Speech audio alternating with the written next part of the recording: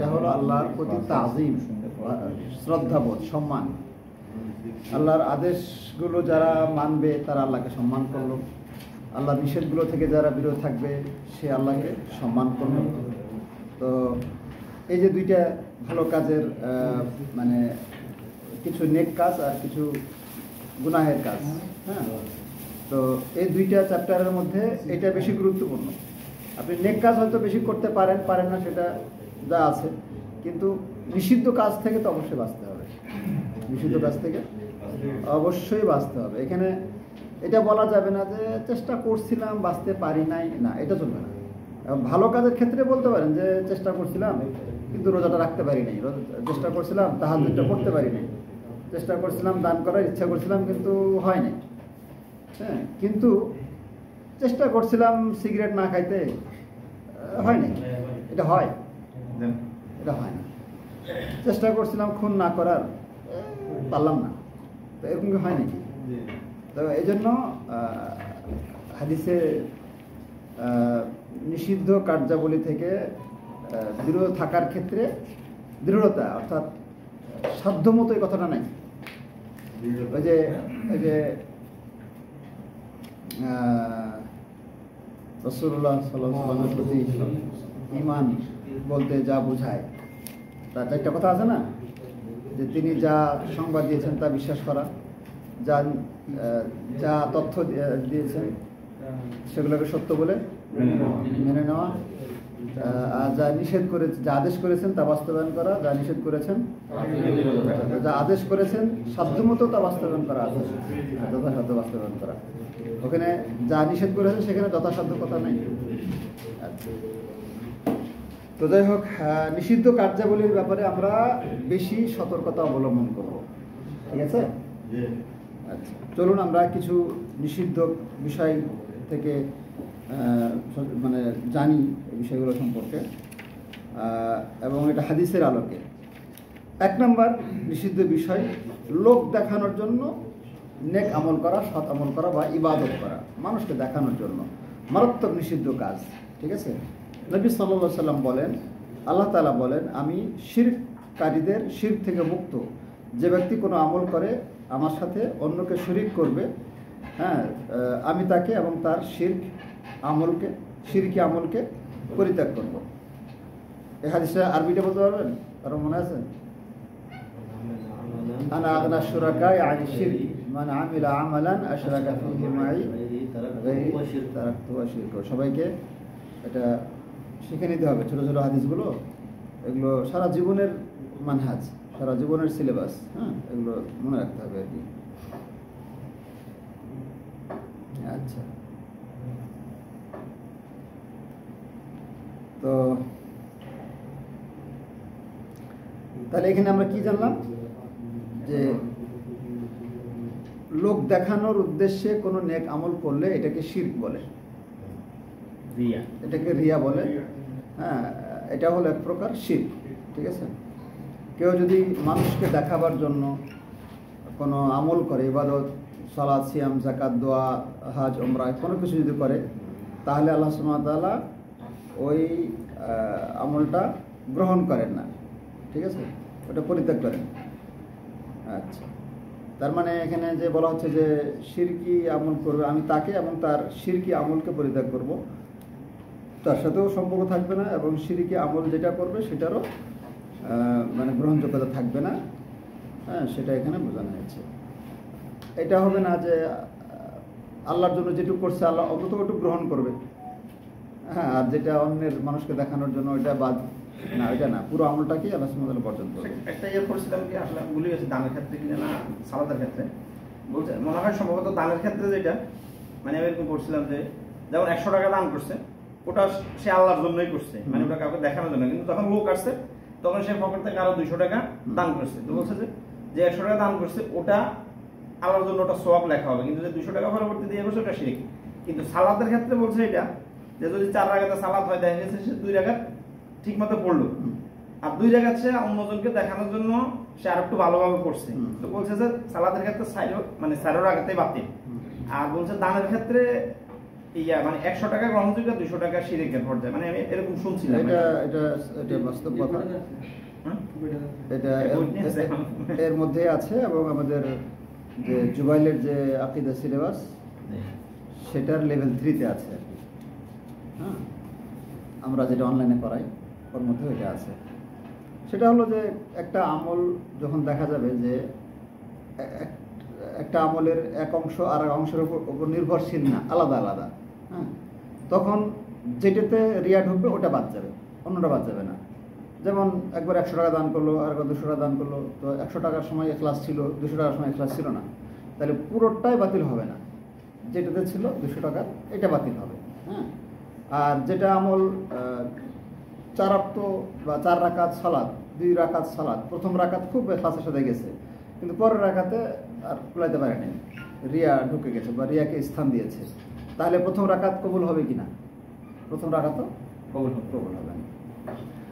আচ্ছা, 2 নম্বর নিষিদ্ধ কাজ হলো, ভয়ঙ্কর কাজ হলো অহংকার। রাসূলুল্লাহ সাল্লাল্লাহু আলাইহি ওয়াসাল্লাম বলেন 2 নম্বর হলো প্রকাশ্যে সৎ লোক কিন্তু 2 নম্বর হলো প্রকাশ্যে সৎ লোক কিন্তু গোপনে অসৎ।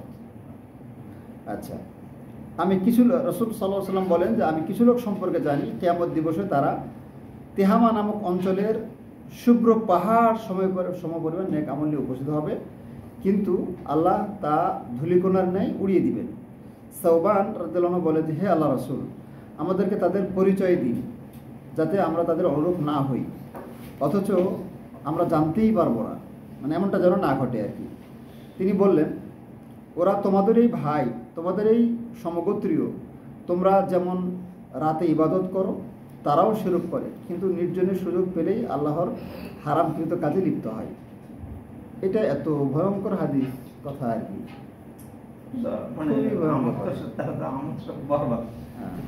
কি বলা হচ্ছে যে তেহামা পাহাড়ের সমান বা বিশাল পাহাড়ের সমান আমল করেছে, কিন্তু সেই আমলগুলো সব কি করা হবে? উড়িয়ে দেওয়া হবে, মানে ধূলিকণায় পরিণত করে দেওয়া হবে, হাবা মানসুরা করে দেওয়া হবে। তো সাওবান রাদিয়াল্লাহু আনহু বললেন যে তাদের পরিচয়টা কি?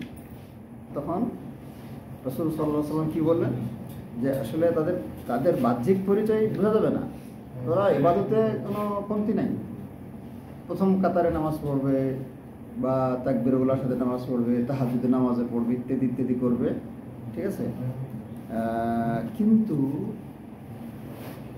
যখন তারা নির্জনে যায় তখন তারা আল্লাহর বিধিনিষেধটা আর মানতে পারে না, আল্লাহর হারামকৃত কাজের মধ্যে ঢুকে পড়ে।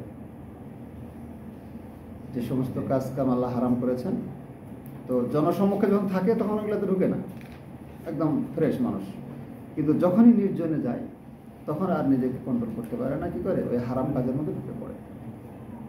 তো মানুষের এটাই তো বেশি মানে কমন প্রবণতা, যে নির্জনে হলেই একটু এদিক ওদিক কম বেশি, তাই না, হারাম কাজের মধ্যে লিপ্ত হয়ে যায়।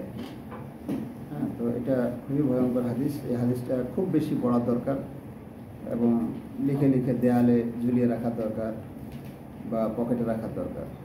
আল্লাহু আকবার।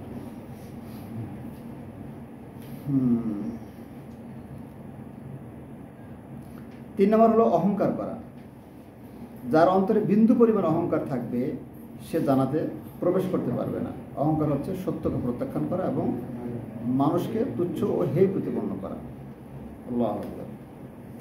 তো সাধারণত যদি আপনি কোনো একটা দল করেন তাহলে আর এক দলকে আপনার থেকে উন্নত মনে করবেন, নিচে মনে করবেন, স্বাভাবিক কথা, তাই না? এটা এমনিভাবে একটু যদি এলিম অর্জন বেশি হয় তাহলে একটা নতুন মানুষ আসছে যে ডান বাম বোঝে না, এমনি মনে হবে যে কি, ঠিক আছে? এই যে মানে সমস্যাগুলা, তো অহংকার সম্পর্কে কত শক্ত কথা। জান্নাতে প্রবেশ করতে পারবে না। বিন্দু পরিমাণ যদি অহংকার থাকে, একটুও যদি থাকে, তাও জান্নাতে যাওয়া যাবে না। তো সত্যকে প্রত্যাখ্যান করা, এটা অনেক এর মধ্যেই থাকে।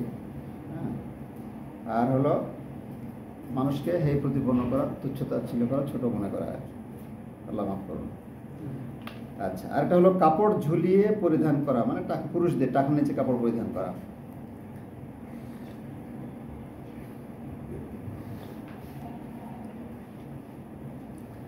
রাসূলুল্লাহ সাল্লাল্লাহু আলাইহি সাল্লাম বলেছেন, যে ব্যক্তি অহংকার বশত কাপড় বা লুঙ্গি বা প্যান্ট ইত্যাদি টাকনুর নিচে ঝুলিয়ে পরিধান করবে, কিয়ামতের দিবসে আল্লাহ তার দিকে রহমতের দৃষ্টিতে তাকাবেন না।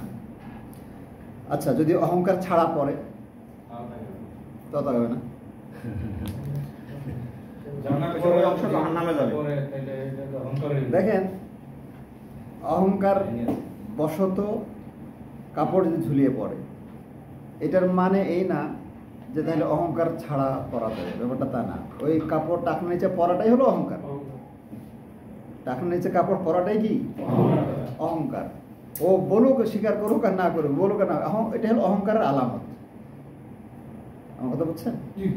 তো টাকনার নিচে কাপড় পরাটাই হলো অহংকারের আলামত। তো এটা অহংকারীদের বৈশিষ্ট্য আর কি। তো এই জন্য এটা বলা হয়েছে যে অহংকার বশত, অহংকার করে যে এটা করবে, তার মানে এটা বলার সুযোগ না যে না আমি টাকনার নিচে কাপড় পরে আমি অহংকার করি না, আমি অহংকার করি না। তো অহংকার করো তো টাকনার উপরে পড়ো, তুমি আনুগত্য প্রকাশ করো রাসূল সাল্লাল্লাহু আলাইহি ওয়াসাল্লাম। তোমার থেকে যিনি দামি মানুষ, সম্মানিত মানুষ, উত্তম মানুষ, তিনি টাকনার উপরে পড়েছেন, পড়তে বলেছেন। হ্যাঁ, তো তুমি ওর মধ্যে যদি অহংকার থাকে, বিনয় থাকে, আনুগত্য থাকে, তাহলে টাকনার উপরে ওঠাও। ঠিক আছে? হ্যাঁ, কেউ ভুলে যায়, টুলে যায়, সেটা ভিন্ন কথা। আচ্ছা, তাহলে অহংকার আলামতই হলো টাকনার নিচে কাপড় পরিধান করা। এই পর্বে তো আরো শক্ত শক্ত হাদিস আছে টাকনার নিচে কাপড় পরার ব্যাপারে।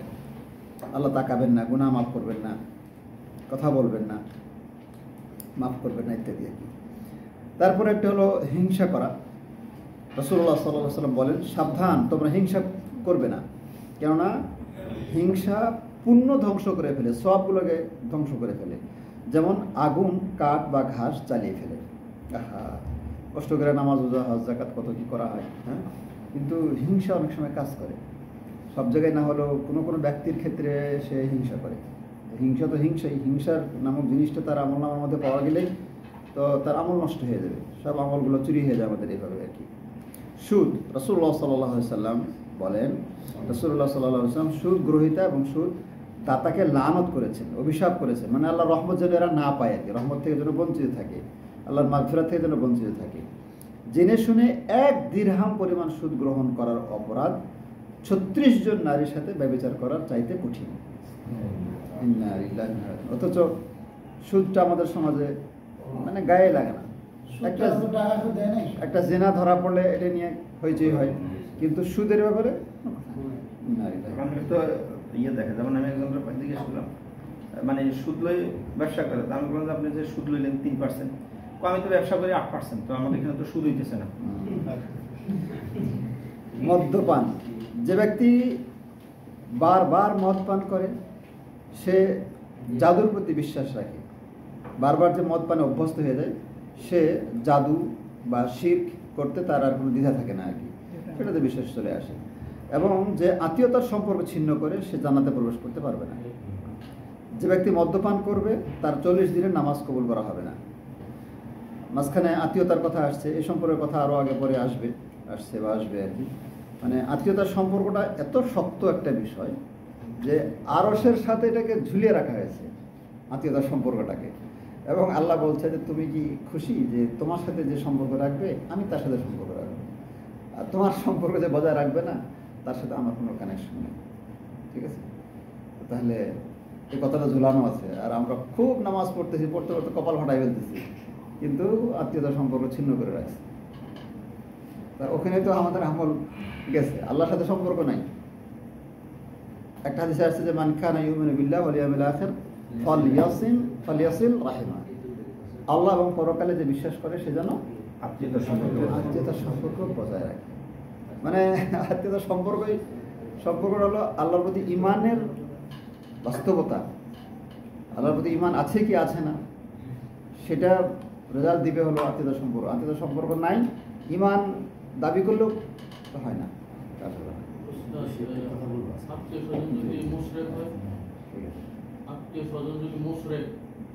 মুশরিক হলেও আত্মীয়তার সম্পর্ক ছিন্ন করা যাবে না, যদি তার দ্বারা ক্ষতি হলে তো সেটা ভিন্ন কথা, দূরত্ব বজায় রাখা যাবে।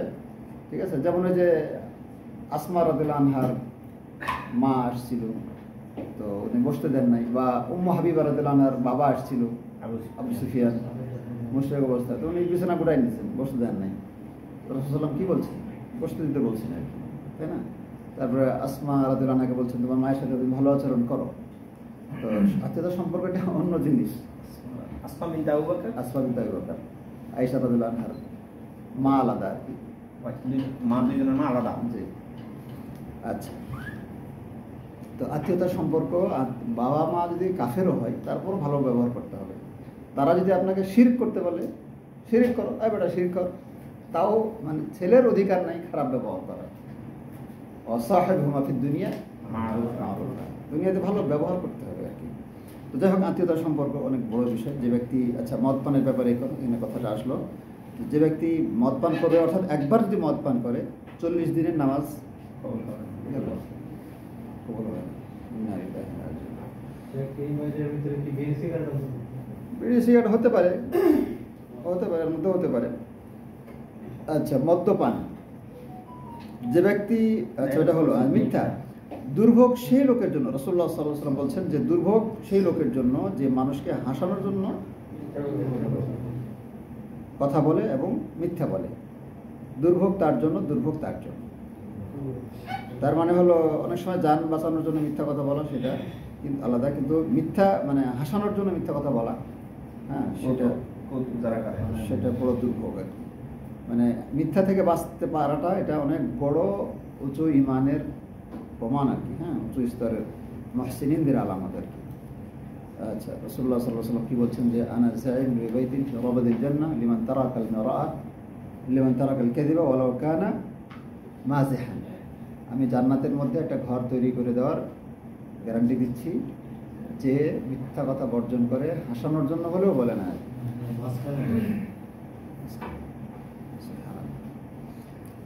তারপরে গুপ্তচর বৃত্তি, গোয়েন্দাগিরি করা, হ্যাঁ, মানুষের গোপন তালাশ করা। যে ব্যক্তি, রাসূলুল্লাহ সাল্লাল্লাহু আলাইহি ওয়াসাল্লাম বলেন, যে ব্যক্তি মানুষের কথা আড়ি পেতে শুনে অথচ তারা সেটা পছন্দ করে না, অথবা তা থেকে বেঁচে থাকতে চায়, তাহলে কিয়ামত দিবসে সীসা গলিয়ে গরম করে তার কানে ঢালা হবে। এই জন্য কারো গোয়েন্দাগিরি করা যায় না। আর আজকে এটা হলো ইন্টেলিজেন্স, সব থেকে বড় বুদ্ধিমত্তা হলো যে কে কত কার গোয়েন্দাগিরি করতে পারে, একদম ফাঁস করে দাও সব। মানুষের দোষ ত্রুটি এক তিল পরিমাণ পাইলে এইটারে ফুলায়া ফাঁপায়া এইবার আউট হয়ে গেছে, মানে ফাঁস হয়ে গেছে, হ্যাঁ, অমুকের এটা ফাঁসে। লা হাওলা ওয়ালা কুওয়াতা। সমাজ কোথায় গেছে আমাদের, হ্যাঁ? যেখানে মানুষের দোষ পেলে একটু গোপন রাখার কথা আছে, সেখানে গুপ্তচর নিষিদ্ধ কথা আছে, সেখানে আরও বেশি গুপ্তচর করা হচ্ছে আর কি। চিত্রাঙ্কন, নিশ্চয়ই চিত্রাঙ্কনকারীদেরকে কিয়ামত দিবসে সবচেয়ে কঠিন শাস্তি দেওয়া হবে। অর্থাৎ ছবি যারা তৈরি করে, হ্যাঁ, প্রতিচ্ছবি যারা বানায় আর কি। যে গৃহে ছবি থাকে এবং কুকুর থাকে সেই গৃহে রহমতের ফেরেশতা প্রবেশ করে না। তো যারা প্রাণীর আকৃতি বানায়, প্রাণী যারা প্রতিচ্ছবি বানায়, তারা সবচেয়ে কঠিন শাস্তির মুখোমুখি হবে কিয়ামতের ময়দানে। এবং এই সম্পর্কে বহু হাদিস আছে। ওই কিতাবুত তাওহীদে মুহাম্মদ ইবনে আব্দুল ওয়াহাব রাহিমাহুল্লাহ, তিনি খুব কঠিনভাবে এই হাদিসগুলোকে উল্লেখ করেছেন। চুগলখোর জান্নাতে প্রবেশ করবে না। আর নামামু লা ইয়াদখুলুল জান্নাহ, রাসূলুল্লাহ সাল্লাল্লাহু আলাইহি ওয়াসাল্লাম হাদিস।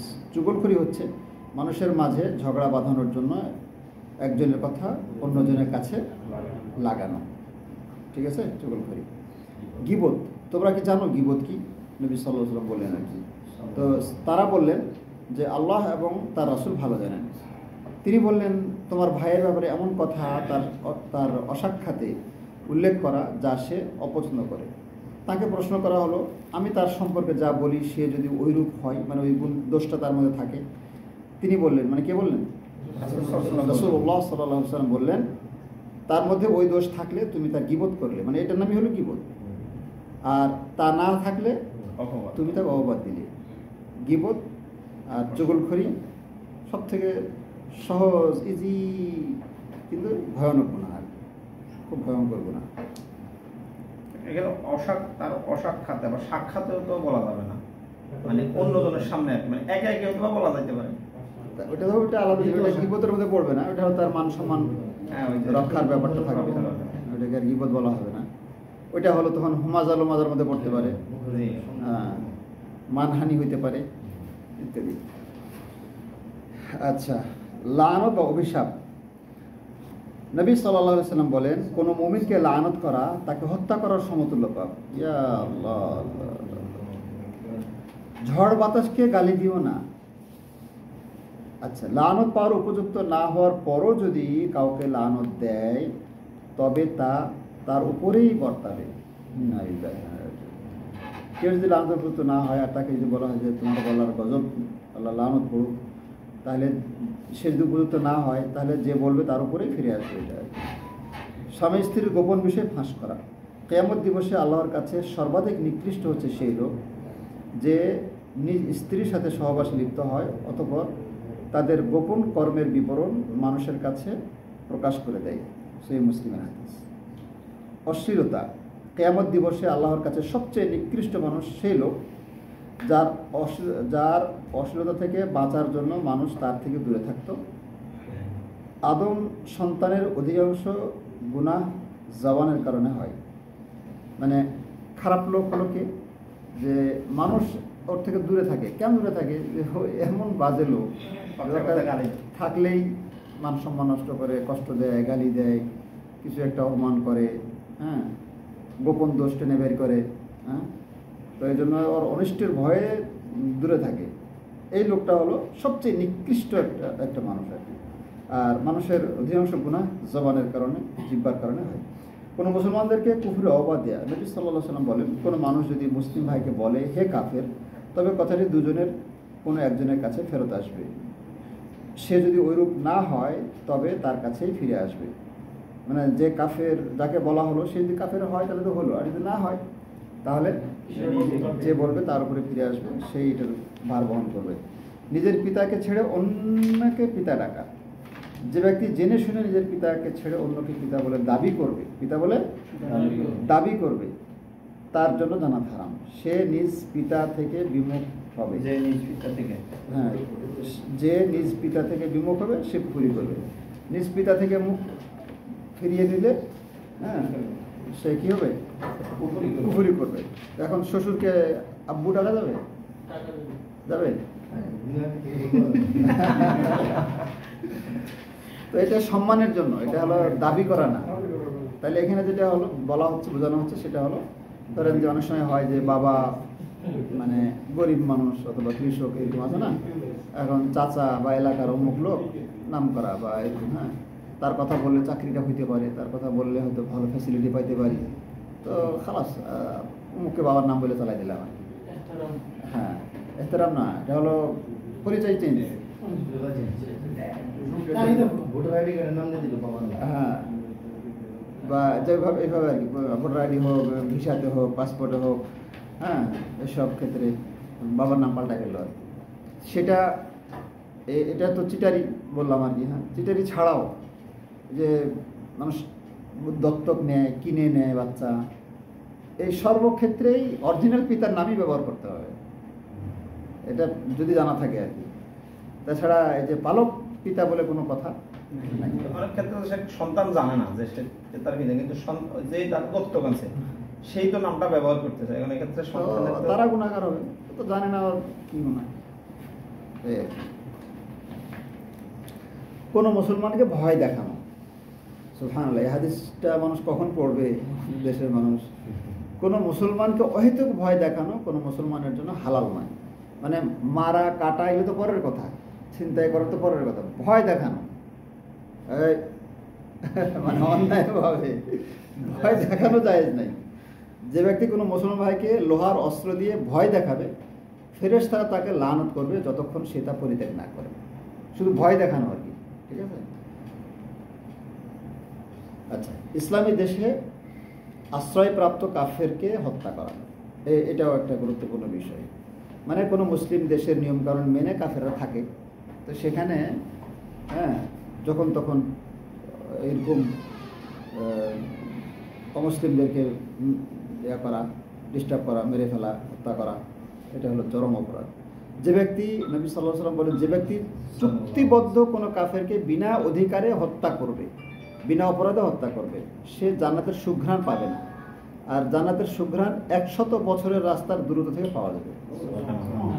জান্নাতের ঘ্রাণ এত তীব্র যে 100 বছরের দূরত্ব থেকে পাওয়া যাবে, অথচ যে কাকে হত্যা করবে? কাফেরকে হত্যা করবে। মুসলিম রাষ্ট্রের নিয়মকানুন মেনে যে থাকে, চুক্তিবদ্ধ হিসেবে যে থাকে, তাদেরকে যে হত্যা করবে, তাহলে কাফেরকে হত্যা করলে এই অবস্থা, তাহলে একটা মুসলমান হত্যা হলে কি হবে? কাফের। কিন্তু কাফের হলো সে কি ইসলামী রাষ্ট্রের নিয়মকানুন মেনে সে থাকার দায়, মানে চুক্তিবদ্ধ করেছে। সে ইসলাম গ্রহণ করবে না, কিন্তু এই দেশে থাকতে যা যা শর্ত সে দিতে রাজি আছে, মানতে রাজি আছে। হ্যাঁ, একে বলে চুক্তিবদ্ধ। আচ্ছা, আল্লাহর বন্ধুদের সাথে শত্রুতা পোষণ করা। আচ্ছা, আল্লাহ বলেন, যে ব্যক্তি আমার বন্ধুর সাথে শত্রুতা পোষণ করে, আমি তার সাথে যুদ্ধ ঘোষণা করলাম। এটা একটা লম্বা হাদিসে বলছি, তার মধ্যে একটা অংশ বিশেষ। মুনাফিক ও ফাসিক লোককে নেতৃত্ব দান করা। এই তো নির্বাচন চলে আসতেছে, কোনো মুনাফিককে নেতা বলবে না, বলবে না যে আমাদের নেতা অমুক। হ্যাঁ, আচ্ছা, সে যদি নেতা হয়ে যায় তবে তোমরা তোমাদের পালনকর্তাকে নাখোশ করে দিলে। অধীনস্থদেরকে ধোঁকা দেয়া।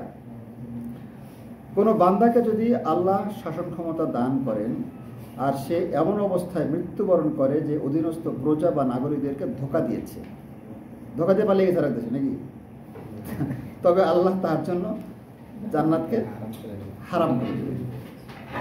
ধোঁকা দেওয়া, জনগণের অধিকার থেকে বঞ্চিত করা, তাদেরকে বিভিন্নভাবে প্রতারিত করা, হ্যাঁ, তো এটা অনেক বড় অপরাধ। বিনা এলেমে ফতোয়া দেয়া, এবার তো হয়েছে কেন? বিনা এলেমে ফতোয়া দেওয়া যাবে। যে ব্যক্তি বিনা এলেমে ফতোয়া দিবে তার গোনা ফতোয়া দানকারীর উপর বর্তাবে। মানে যদি ভুলভাল কিছু হয় তাহলে যে ফতোয়া দিবে তার উপরে এসে পড়বে, সে গুনাহগার, দায়ী তার। অলসতা করে জুমা বা আসর নামাজ পরিত্যাগ করা। রাসূলুল্লাহ সাল্লাল্লাহু আলাইহি ওয়াসাল্লাম বলেন, বিনা ওজরে যে ব্যক্তি অলসতাবশত পরপর 3 জুমা পরিত্যাগ করবে, আল্লাহ তার অন্তরে মোহর মেরে দিবেন। ঠিক আছে, যে ব্যক্তি আসর নামাজ পরিত্যাগ করবে তার যাবতীয় আমল ধ্বংস হয়ে যাবে। ঠিক আছে। আচ্ছা, নামাজে অবহেলা করা। তাদের মাঝে এবং আমাদের মাঝে চুক্তি হচ্ছে নামাজের, যে ব্যক্তি ইহা পরিত্যাগ করবে সে কাফের হয়ে যাবে। মুসলমান ও মুশরিকের মাঝে পার্থক্য হচ্ছে নামাজ পরিত্যাগ করা। মুসল্লির সামনে দিয়ে হাঁটা, নামাজের সামনে দিয়ে হাঁটা। মানুষ যদি জানতো যে মুসল্লির সম্মুখ দিয়ে অতিক্রম করলে কতটুকু গুনাহ হবে, তবে তার সামনে দিয়ে অতিক্রম করার চাইতে 40 বছর দাঁড়িয়ে থাকা তার জন্য উত্তম মনে করত। হাদিসে তো বছর বলা হয়েছে,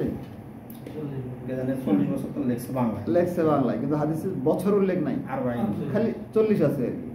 শুধু কি আছে? 40 দিন না 40 মাস না 40 বছর। তবে ওলামায়ে কেরামের বুঝ হলো বেশিরভাগ যে 40 বছর আর কি। তো এই জন্য এটা লিখছে, এটা ব্র্যাকেটে লিখলে ভালো হয় আর কি। দূর দিয়ে তো হাঁটা যাবে, ওই সূত্রার ভিতর দিয়ে, সাজদার জায়গার ভিতর দিয়ে। আচ্ছা, মুসল্লিদের কষ্ট দেয়া। যে ব্যক্তি পেঁয়াজ, রসুন বা অনুরূপ দুর্গন্ধযুক্ত বস্তু খাবে সে যেন আমাদের মসজিদের নিকটবর্তী না হয়, কেননা যাতে মানুষ কষ্ট পায় তাতে ফেরেশতারাও কষ্ট পায়। বিড়ি সিগারেট খায় যে, দুঃখজনক কথা হলো জানেন, অনেক ভালো ভালো দিনী ভাইয়েরা, তাদের সাথে দাঁড়িয়ে কথা বলা যায় না আর কি, দুর্গন্ধ মুখের মধ্যে। ভালো ভালো ভাইয়েরা যারা দিন মানে পছন্দ করে, ইলম চর্চা করে, ব্রাশ করে না, না কি করে না, বেশ দুর্গন্ধ আর কি।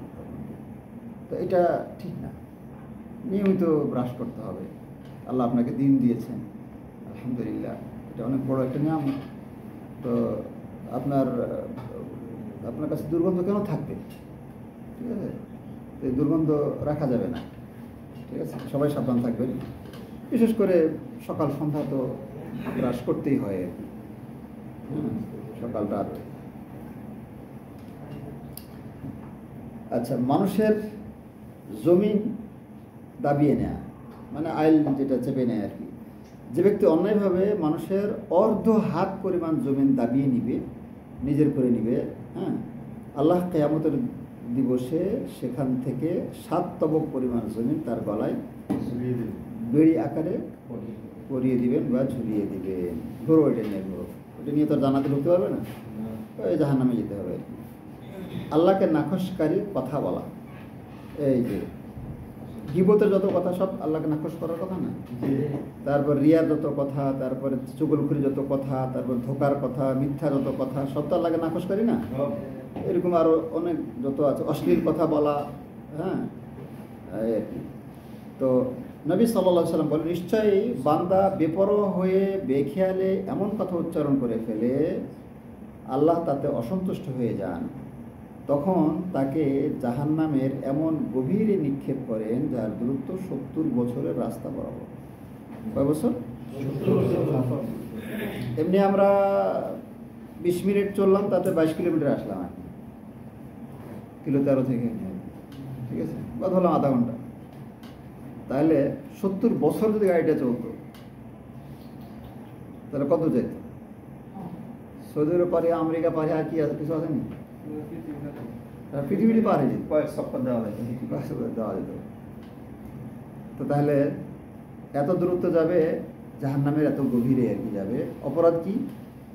আল্লাহকে নাকশকারী কথা, এমন কথা বলছে যেটা বলা জায়েজ না, যেটা আল্লাহ পছন্দ করেন, আল্লাহ অসন্তুষ্ট হন। কিন্তু এই কথাটা সে মন থেকে বলে নাই, ইচ্ছা করে বলে নাই। কেমনে বলছে? বেখেয়ালে কথার কথা বাস বলে ফেলছে আর কি। এটা মন থেকে বলে নেই, ইচ্ছে করে যে বলবে তা বলে নেই, ঠিক আছে।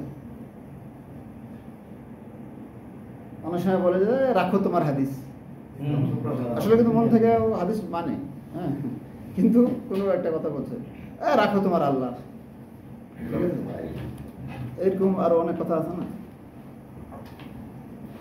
তো আসলে দিল থেকে সে এটা বলে না, আসলে হাদিসকে মানে, কোরআন সম্মান করে, আল্লাহকে সম্মান করে, কিন্তু রসিকতা করে বা মানে হাস্যরসের এতে পরিবেশে পড়ে বা সেইভাবে কিছু কথা বলে ফেলে, এইটুকের অপরাধে এত বড় জাহান্নামে যদি পড়তে হয়, তাহলে যারা ইচ্ছে করে মুখ থেকে এসব খারাপ কথা বের করে তাদের অবস্থা কি? অনেকটা বুঝে দিন না।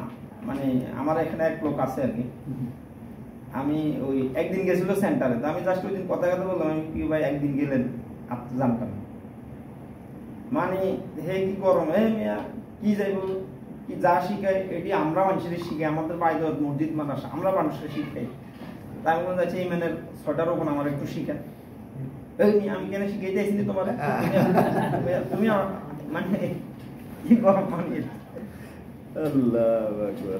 অনেক সময় মানুষ বলে বিপদ অথবা আমার সময় হয় যে আল্লাহ কাউকে ফেলে না আমাকেই বিপদটা দিলেন ভাই।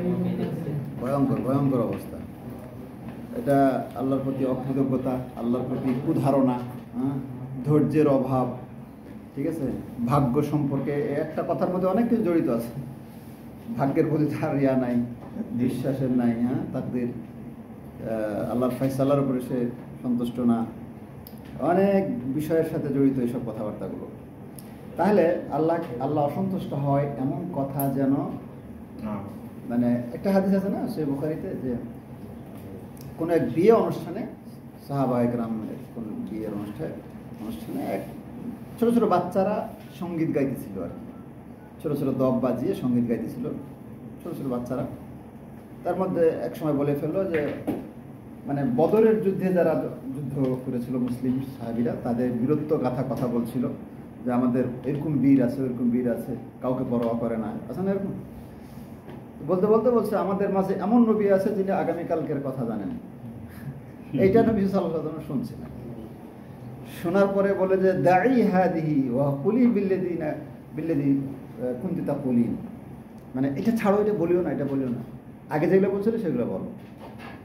তো এটা বাচ্চারা গান গাইতেছে, নাচতেছে, কবিতা গাইতেছে, বিয়ের আসর, এখানে কি এটা রঙ তামাশা হয়তো করে মানুষ, তাই না? তো ছেড়ে দিতে পারতেন, কিন্তু ওখানে ছাড়লেন না। তার মানে বিয়ের আসর, খেলার আসর, হ্যাঁ, তারপরে আড্ডা, তারপরে মানে কোথাও একটা মুসলিম সবসময় সতর্ক থাকবে, পিকনিকে হোক আর বাড়িতে হোক আর স্কুলে হোক আর যেখানে হোক না কেন, সব জায়গায় একজন মুসলিম কী করবে? সংযত থাকবে, সতর্ক থাকবে, কথাবার্তা আচরণে সব জায়গায় সে সংযত থাকবে, হ্যাঁ, ব্রেক ছিড়বে না কোনো সময় আর কি।